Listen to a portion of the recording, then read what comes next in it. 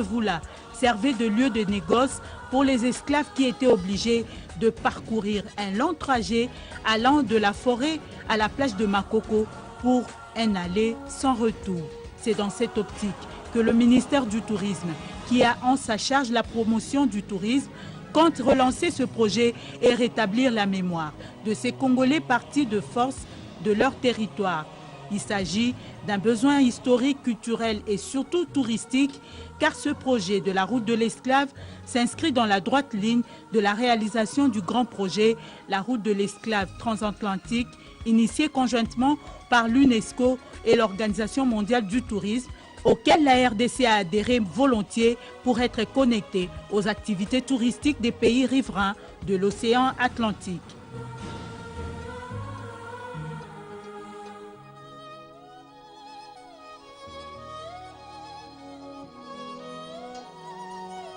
Avec la mise en œuvre du projet de la route de l'esclave, le ministère du Tourisme compte créer un grand circuit touristique qui relie Kinshasa, la capitale, à la pointe de Banana, à Mwanda, en traversant tout le Congo central.